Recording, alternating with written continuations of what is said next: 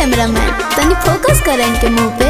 अरे हाथ लेके सेंध के डिबिया हो, आ काहे के जुटले बड़ा मीडिया हो। ए हीरो का विपद पड़ल बा? आई जब बियाह करे खातिर लड़का घूमता दिल्ली में सुपरवाइजर है 22,375 रुपया महीना बा। और का बा? बट पटन मकान गावे घर या दलान तो गोटा बरुबा पानी सावर बाकी हमारा में